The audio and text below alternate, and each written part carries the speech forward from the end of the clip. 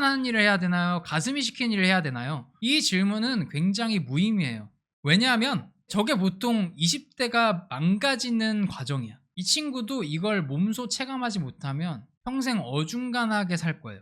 근데 확실한 건 이나 둘 중 하나만 있어도 꽤 인정받으면서 살 수 있다. 이거를 몸소 체험했을 때 그때 본인의 결핍이 조금씩 채워지기 시작하고 사회에서 나를 인정하고 또 내 자리가 생기기 시작할 겁니다.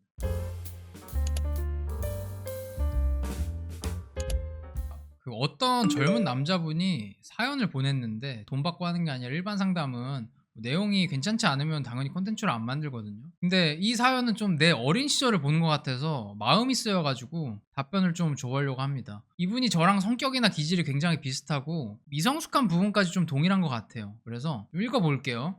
저는 16살 때 첫사랑한테 차이고 더 나은 제가 되기 위해 노력했습니다. 첫 목표가 대학교 입학이었습니다. 공부를 잘하는 남고에서 좋지 않았던 성적 탓에 친구들에게 예민하게 굴어서 왕따를 당하기도 했습니다. 그래도 대학교 입시만 잘 끝나면 친구들도 많이 사귀고 여자친구도 사귈 줄 알았는데 그건 아무 상관도 없었습니다. 결국 대학교에서 적응을 못했습니다. 고등학교 때 성적이 하도 안 올라서 고2 겨울방학 때 예대 준비를 하겠다고 했었는데 거절당했던 것이 기억이 났고 부모님한테 거절당했나 봐요. 그렇게 음악, 장르는 힙합으로 도피를 하게 됩니다. 레슨을 받으면서 처음엔 음악을 재밌게 했었습니다. 그러다가 래퍼들 여자친구가 이쁘다는 커뮤니티 글을 보게 되었고 거기서 나는 반드시 성공해야겠다는 강박을 갖게 됩니다. 아주 단순한 친구예요. 혈기왕성해. 그러면 휴학을 하고 음악을 했으면 됐는데 즐거운 학교 생활에 대한 미련은 남아서 학교는 다니되 고3 때처럼 수업 때 자고 새벽에 음악을 하는 생활을 했습니다. 그렇다고 막상 과 친구들과 재밌게 지내지 못했습니다. 그렇게 학점 1.6점대를 받았는데요. 학사 경고를 받았으면 유급하고 복학을 해서 리셋이라도 할 수 있었는데 학사 경고도 아니었대요. 나랑 이건 똑같네. 나도 음악을 했었는데 뭐 아시겠지만 솔직히 예술가인 척은 했지만 저도 뭐 슈스케 보고 헛바람 들어가지고 시작한 거예요. 근데 나는 좀 다른 게 나는 학사 경고를 받았어. 1.6이 뭐야? 1.6은 너무 높아. 나처럼 학사 경고 정도는 받아야 진정한 남자라고 할 수 있는데 이건 좀 아쉽네요. 자, 이어서 이야기하겠습니다. 심지어 다음 학기에는 더 정신을 못 차려서 자취를 시켜주면 음악과 학업을 다 잡을 수 있다며 자취를 시켜달라고 부모님한테 쫄랐습니다. 결과는 우울증과 함께 학사 경고를 받았습니다. 학사 경고 받았네. 어쨌든 공부도 잘해야 되고 음악도 잘해야 되고 학교 생활도 즐겁게 해야 되고 강박이 굉장히 심하셨대요. 그렇게 2020년 8월까지 음악을 한답시고 한량처럼 지냈습니다. 이것도 저랑 비슷해요. 사실은 이 심리가 음악을 하고 싶은 것도 아니고 그냥 다른 사람들에게 인정받고 싶은 욕구인데 그게 충족이 안 되니까 이 인정욕이 충족이 안 되니까 막 이것저것 찾아보고 엄마 아빠한테 떼도 쓰고 하는 거죠. 저 이거 무슨 마음인지 알아요. 내가 오랜 기간 그랬거든 20대 때. 자, 군생활도 써주셨어. 군대에서는 자대에서도 선우임과 친하게 잘 지내지 못했습니다. 다행인 점은 진급 때문에 운동이라도 시작했다는 겁니다. 운동하면서 복학하며 여자친구도 생기고 인싸도 되고 학점 복구를 할 수 있겠지라고 생각하면서 이런 꿈을 꾸면서 버텼던 것 같습니다. 하지만 복학해보니 현실은 시궁창이었다. 여자친구도 없고 인싸도 아니고 학점 복구도 잘 안 되더라고요. 맞아, 뭐 다른 거는 공감 안 되는데 그 학점에 대해서는 내가 진짜 공감을 해. 저도 중고등학교 때는 공부를 굉장히 잘했거든요. 1등급이 4%잖아. 1등급을 왜 못 받는지 이해를 못했어. 근데 내가 대학교 때 와서 공부를 안 했잖아. 대학교 때 한 2년을 쉬어버리니까 이게 다시 학점을 복구하려고 할 때 진짜 힘들더라고. 그래서 내가 과정에서 뭘 배웠냐면 내가 말했잖아. 나 중고등학교 때 공부 못하는 애들 되게 무시했거든. 근데 이제 이해가 되는 거야.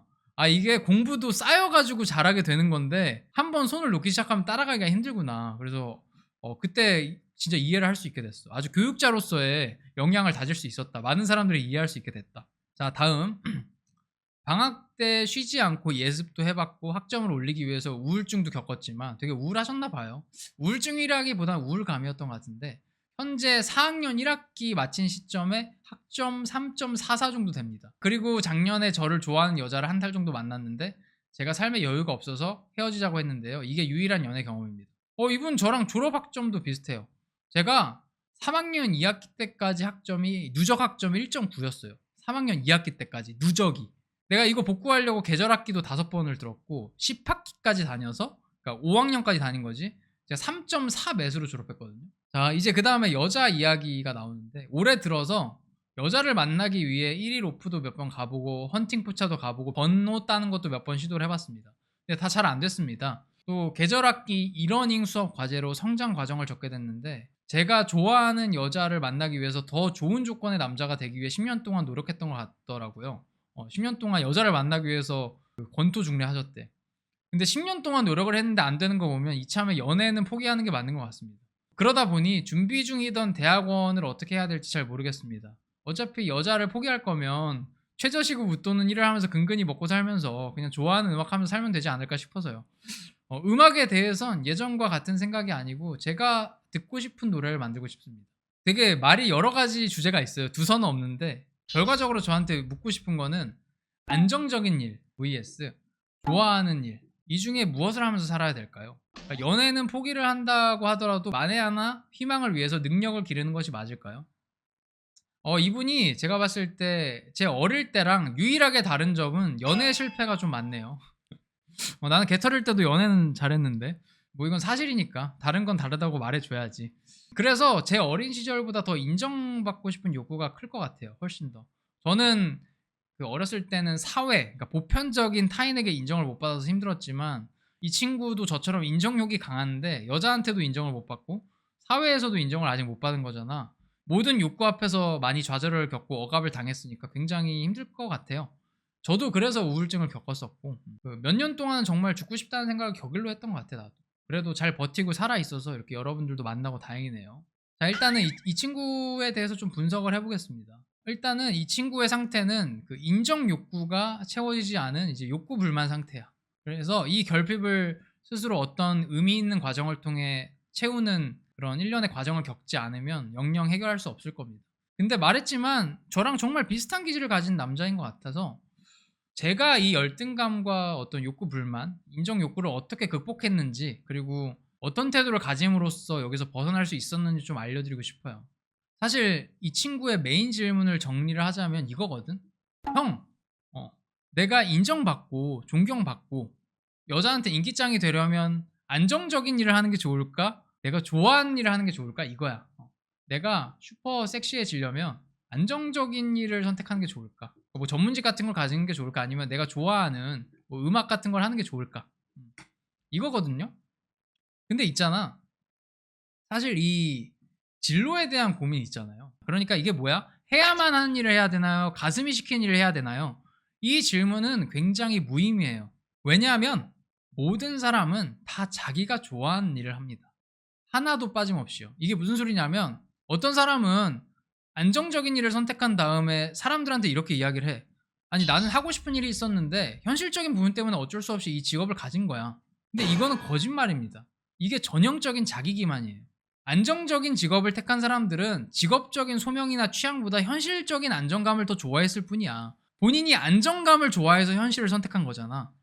반대로 돈이 안 돼도 계속 자기가 하고 싶은 걸 하는 사람은 안정감보다는 직업적인 소명을 채우는 게 더 좋았을 뿐이지. 모든 사람은 다 자기가 좋아하는 걸 선택을 한다니까. 그래서 나는 막 뭐 어쩔 수 없이 이걸 했다 뭐 이런 말을 맨날 하면서 막 후회하는 사람 저는 진짜 별로 안 좋아해요. 당시에는 다 자기가 좋아서 선택을 한 거면서 더 나은 가치라고 생각하는 선택지를 택한 거면서 나중에는 안 좋은 점만 보면서 자기 인생의 흠만 잡는 거지. 그런 사람들은 어떤 선택을 했어도 결국에는 후회를 하고 스스로를 비하했을 겁니다. 근데 사연 보낸 친구는 어때요? 인정받고 존경받는 일을 하고 싶은 거예요. 그래서 여자한테 인기도 얻고 싶고 사람들의 추앙을 받고 싶은 거지. 남자도 따르고 여자도 따르고 그런 일을 좋아하는 거야. 계속 그런 걸 찾아다니는 거고 앞으로도 그럴 거예요. 이거는 기질이야, 기질. 왜냐면 나도 똑같았거든. 이런 사람들이 현실적인 안정감을 택할 부류가 아닙니다. 이런 인간상들이 있어요. 그러니까 이 친구랑 저 같은 사람들이 보통 어떻게 되냐면 모 아니면 백도예요. 뭐 아니면 백도. 저 같은 사람들은 뭐 아니면 백도야 삶이. 이게 뭐냐면 스스로의 길을 찾아서 실제 성취를 이루면 뭐가 되고요. 그거 아니면 백도야.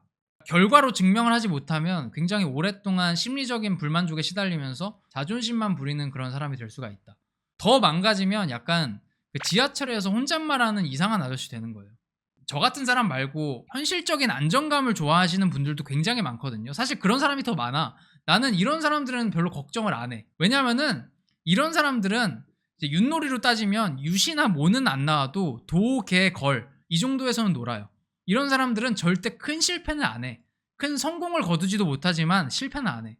근데 저 같은 사람들은 있잖아요. 나 같은 사람. 다니엘. 독의 거를 싫어해요. 최소 유시나 모를 노린단 말이야. 최소 윷. 잘 되면 모. 그래서 저 같은 사람들은 거쳐야 될 과정이 훨씬 고됩니다. 아주 많은 일들을 겪어야 된다는 거지. 근데 이 사연자분도 내 생각에 내 타입이야. 내가 항상 하는 말이 있거든. 여러분들이 스스로를 판단했을 때 어떤 사람인지 알아야 돼요. 그러니까 메타인지가 진짜 그래서 중요한 거야. 내가 어떤 사람인지 알아야 삶의 전략을 택할 수가 있는 거거든. 자기 주관의 관점에서는요. 세상에 두 가지 부류의 인간이 있습니다. 첫 번째는 자기 주관은 약하지만 남들 말을 잘 들어주는 사람. 좀 나쁘게 말하면 귀가 얇은 건데 나쁜 건 아니에요. 그리고 두 번째 부류. 자기 주관은 강하지만 남 말 더럽게 안 듣는 사람. 물론 양쪽 다 가치관이라는 건 있어야 돼요. 근데 나는 타고난 기질에 대해서 이야기하는 거야. 자기 주관의 측면에서. 이 부류 둘 다 사회에서 필요해요. 이게 막 요즘은 자기애라고 하면은 무조건 자기 주관이 강한 사람을 떠올리는데 여러분 자기애라는 건요. 자기 주관이 약한 나도 받아들이는 사람 혹은 남말을 더럽게 안 듣는 나도 받아들일 수 있는 사람 이런 사람이 자기애가 있는 거예요. 그래서 여러분들이 어떤 스타일인지는 상관이 없어. 다만 이제 그로 인한 큰 단점, 맹점만 잘 관리하면 되는 거지. 여튼 만약에 여러분들이 좀 귀가 얇은 스타일이잖아? 좀 자기 주관이 약하고 남말을 잘 들어줘. 그러면 이런 사람들은 그냥 전문직, 안정적인 소득을 얻을 수 있는 일을 택하는 게 후회가 더 적을 겁니다. 제가 봤을 때는. 그러니까 자기 주관이 약하고 귀가 얇잖아요? 그럼 능력을 키우세요, 능력을. 능력이란 게 뭐야? 사회에서 보편적으로 인정하는 스펙이지. 뭐 연봉이나 네임밸류 이런 거. 근데 저 같은 경우는 사연 보낸 친구도 그럴 거야. 저 같은 경우엔 주관이 진짜 강해요. 어렸을 때부터 그랬어. 어느 정도냐면 엄마가 나한테 지금도 맨날 그래. 야, 너는 왜 이렇게 사람 말을 안 듣니? 라고 하잖아? 나는 그 말도 안 들어. 엄마가 핀잔을 줘도 하나도 안 들어. 근데 당연한 소린 게 제가 사람 말을 잘 안 들으니까 자기 주관이 강한 거예요. 자기 주관이 강한 사람이 사람 말을 잘 들어줄 수가 없어. 이게 모순되는 거야. 그래서 내가 엄마한테 그랬어. 아니 엄마는 내가 자기 주관이 강해서 좋다며. 그러니까 남 말을 안 들으니까 주관이 강할 수 있었던 거지. 근데 왜 둘 다 가지려고 하냐는 거지. 내가 엄마한테 어릴 때부터 그랬다니까. 그래서 사람 말을 잘 들어주는 사람, 뭐 그리고 안 듣는 사람, 자기 주관이 약한 사람, 강한 사람 이게 둘 다 나름대로 가치가 있는 거예요. 그래서 내가 주관이 약하다고 해서 무조건 자기 기질을 고칠 게 아니라 내 기질이나 성격을 인정하고 맹점만 관리하면 된다는 거야. 들어줄 때는 들어주고 또 자기 의견을 내세워야 될 때는 내세울 수 있는 이런 유연성을 길러야죠. 그러니까 원래 여러분 어떤 사람은 되게 수용적이고 남 말 잘 들어주는 사람 있잖아. 이런 사람이 자기 주관을 강하게 가질 수가 없어. 또 저처럼 자기 주관이 강한 사람이 사람 말을 잘 들어줄 수가 없어요. 이게 애초에 타고나는 거니까. 여튼 나는 귀가 굉장히 얇고 주관이 약하다. 하지만 사람 말을 잘 들어준다. 이런 분들은 유행에 따르셔도 됩니다. 유행에 잘 따르고 적응을 하는 게 강점인데 뭐하러 고쳐. 예를 들어서 내가 말한 이런 자기 주관이 약한 사람들 있잖아. 유행을 따라도 되는 사람들. 요즘 의대 열풍이잖아요. 의대 도전해도 돼요. 근데 이것만 기억해. 뭘 기억하면 되냐면 지금 의대를 간다고 요즘 잘 나가는 의사들처럼 유시나 모가 나올 수는 없어요. 왜냐면은 여러분 10년, 20년 뒤에 어떤 직업이 뜰지 모르는 거예요. 저 2010년 대학 갈 때만 해도 의대가 이 정도는 아니었어요. 물론 똑똑한 애들이 의대를 갔지만 똑똑한 애들이 공대도 되게 많이 갔어. 제가 실제로 문과인데 그 당시에 제 점수로 교차 지원으로 갈 수 있는 의대가 있었어요. 지방대 의대 같은 데들. 근데 10년 만에 이렇게 바뀐 거야. 그리고 사실 불나방처럼 다 달려들 때가 원래 고점입니다. 항상. 그러니까 이런 분들은 이것만 명심을 해. 남들이 다 하는 거 따라해도 되고 도전해도 되는데 그런 식으로 하면 절대 잭팟은 안 터져. 도, 개, 걸 여기서 노는 거야. 근데 이런 거 이제 남들 하는 거 따라해놓고 유시나 뭐 안 나왔다고 나중에 후회하면 안 된다. 이런 사람들은 절대 유시나 뭐를 가질 수가 없어요. 하지만 독에 걸에서 놀 수 있고 백도는 안 나와 적어도. 그러면은 나 같은 사람들에 대해서 한번 설명을 해보자. 두 번째가 누구야? 자기 주관은 강하지만 남말 안 듣고 고집 있고 뭐 이런 사람들 있잖아. 나 같은 사람들. 이런 사람들은 보통 잭팟을 노려. 1등을 원해. 이러면 능력이 아니라 취향을 기르세요. 그러니까 본인의 취향이 능력이 될 수 있는 방법을 찾는 게 좋습니다. 그러니까 여러분 능력과 취향의 차이점이 뭔 줄 알아요? 능력은 뭐냐면 사회에 잘 적응하는 역량이야. 연봉이나 네임밸류 이런 거잖아. 뭐 학점 이런 게 능력이고 취향은 사회를 나에게 맞추게 하는 역량입니다. 둘 다 우열은 없어요. 근데 둘 다 가질 수는 없어. 왜냐면은 사회에 적응을 잘하는 사람은 자기 주관이 약할 수밖에 없고요. 자기 주관이 강한 사람은 사회에 잘 적응하기가 어려워요. 근데 확실한 건 이 능력이나 취향 둘 중 하나만 있어도 꽤 인정받으면서 살 수 있다. 이거를 좀 더 전문적으로 설명해 줄게. 몇 년 전에 신뢰 이동이라는 책이 나왔었어요. 그게 요지가 뭐냐면 신뢰의 주체가 시스템에서 이제 개인으로 이동했다는 거죠. 그래서 돈도 시스템이 아니라 개인으로 이동했다. 왜? 돈은 신뢰 교환 시스템이니까. 쉽게 설명해 볼게. 예전에는 대기업이 상품을 내면 사람들이 신뢰하고 구매했어요. 삼성에서 제품을 내면 무조건 샀다고. 왜? 대기업이라는 이 시스템을 신뢰하니까. 신뢰가 시스템에 가 있었으니까. 이거를 제도적 신뢰라고 해. 이게 과거야. 근데 지금은 아니야. 대기업에서 상품을 낸다고 무조건 사는 게 아니라 내가 좋아하는 개인 인플루언서가 그 상품을 쓴다고 했을 때 사람들이 사요. 왜? 신뢰가 개인으로 이동했으니까. 지금은 어떤 시대예요? 분산적 신뢰 사회예요. 또 이야기해 볼게. 여러분 소비도 취향으로 분산이 됐거든요. 이것도 같은 소리예요. 대기업이 어떤 상품을 내. 그리고 내가 좋아하는 개인 인플루언서가 그거랑 비슷한 상품을 냈는데 그게 더 내 취향에 맞아. 그러면 인플루언서가 낸 상품이 3, 4배가 비싸도 훨씬 잘 팔립니다. 왜? 신뢰가 시스템에서 개인으로 이동했으니까. 제가 실제로 이 신뢰 이동이라는 책을 몇 년 전에 읽고 유튜브를 바로 시작한 거거든요. 왜? 신뢰가 개인으로 이동한다며. 그러니까 인플루언서가 돼야지 돈을 많이 벌 거 아니야. 최초의 동기는 진짜 그래. 그리고 이것도 생각난다. 제가 강의들이 있잖아요. 제가 강의팔이잖아요. 누가 이런 댓글을 달았어. 작년이었나 올해 초였나? 클래스 101 같은 대기업이, 근데 사실 거기 대기업도 아닌데 뭐 중소기업인데, 클래스 101 같은 대기업이 월 2만 원에 구독제로 강의 수천 개를 제공하는데 다니엘을 네가 파는 강의는 왜 이렇게 그거보다 더 비싸냐? 이러는 거야. 이런 분들이 전형적으로 이 세상 돌아가는 걸 전혀 모르는 분입니다. 이런 분들은 절대 사업하시면 안 돼요. 의대 가세요. 의대 그냥 변호사 되거나. 당연히 비싸죠. 신뢰가 개인으로 이동했으니까. 제가 클래스 101보다 취향에 더 맞고 질적으로 높은 서비스를 제공할 수 있으면 제가 훨씬 비싸게 팔아도 잘 팔리는 겁니다. 그래서 1인 기업가, 솔로프레뉴어라는 말까지 생긴 거예요. 1인이 기업가가 될 수 있다고. 왜? 신뢰가 개인으로 이동했으니까. 그리고 여러분 클래스 101 자본 잠식됐던 건 아세요? 그게 거기가 무지성 마케팅으로 사람 끌어모으다가 결국 직원 수백 명 자르고 마지막에 회생하려고 월 2만 원 구독제로 겨우 회생한 거야. 제가 이 설명을 왜 했냐면 이 자기 주관이 강하고 취향이 있는 사람들은 그 신뢰가 개인으로 이동한 이 분산적 신뢰 사회에서 잭팟을 칠 수가 있어요.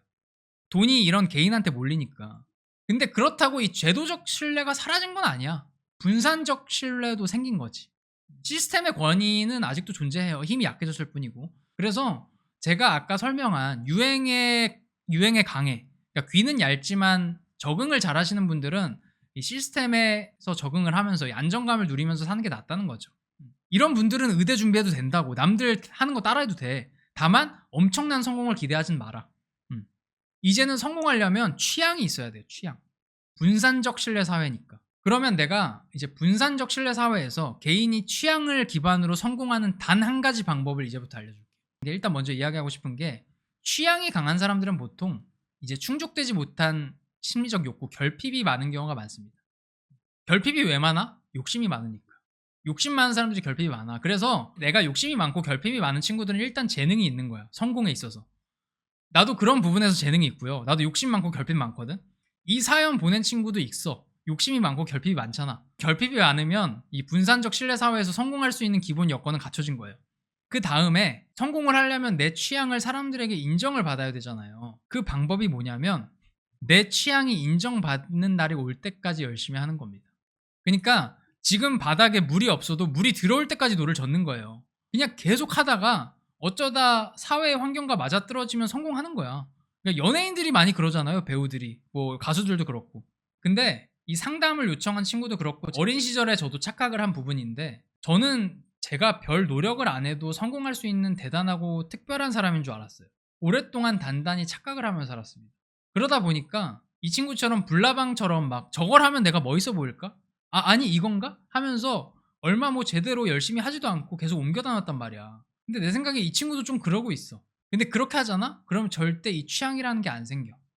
취향은 갑자기 턱 하고 나오는 게 아니라 꾸준함에서 나오는 거거든. 꾸준함. 최소 5년, 평균 10년 이상.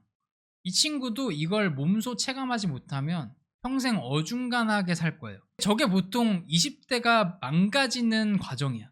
자기가 굉장히 대단한 사람인 줄 알아서 어떤 욕심 때문에 뭐 여자를 만나거나 잘 나가고 싶은 욕심 때문에 특이한 걸 해. 근데 또 열심히 하는 건 아니야. 어중간해. 뭐 그렇다고 막 전문직 따고 이런 친구들처럼 열심히 하지도 않아. 근데 계속 저렇게 살잖아. 나중에 백도야, 백도. 모는커녕 백도. 제가 첫 커리어가 아실 분들은 아시겠지만 개발자예요, 개발자. 그러니까 프로그래머. 그러니까 개발자로 회사 생활 시작했어. 근데 이게 나는 그때 문과 출신들이 개발에 관심 가지기 전에 왠지 이쪽이 뜰 것 같아서 일찍 시작했다가 고점일 때 그만둔 사람이에요. 이 직군이 뜰 거라는 예측은 했지만 막상 해보니까 나는 진짜 안 맞았거든, 개발자가. 근데도 3년을 넘게 했어. 그냥 악으로 깡으로 했어요. 심지어 그때 회사 다니면서 부업을 해가지고 쓰리잡을 했습니다. 3년 동안 하루에 3시간밖에 못 자가지고 건강이 그때 굉장히 많이 상했다고. 근데 내가 왜 그렇게 했냐면 대학을 지나간 다음에 사회생활에 있어서 그리고 뭐 공부하는 거에 있어서 하기 싫은 걸 오랫동안 참고 해본 적이 없는 거야, 제대로. 그래서 그냥 참고 했어요. 그게 부끄러워가지고. 근데 이때부터 내가 커리어 쪽으로 좀 피기 시작했거든. 물론 지금은 완전히 다른 일을 하지만 그때 버티고 오래 전념하던 게 오랜 습관이 된 거야. 근데 이게 또 돌아보면은 사실 되게 어렸을 때 이 구조에 대해서 깨닫고 있었어요. 사회적인 일에만 적용을 못했을 뿐이지. 예를 들어서 내가 되게 재밌는 이야기를 해주면, 제가 맨날 그 시청자분들한테 머리 이상하다고 지적당하고 하지만 실제로 지인들에게 제일 많이 듣는 말이 너 이 옷 어디서 샀어요? 제 옷을 갖고 싶어 하는 사람들이 진짜 많습니다. 근데 나는 옷을 잘 입는 사람이 아니거든. 패션 하나도 몰라. 근데 왜 사람들이 자꾸 내 옷을 궁금해했냐면 취향이 있어, 확고하게. 여러분, 제가 10년 넘게 그 청바지 있잖아요. 특히 찢어진 청바지 있잖아. 그리고 가죽 자켓, 또 셔츠, 이것만 입었어요. 그래서 제가 청바지가 한 정확히 안 세봐서 모르겠는데 한 200개 있나?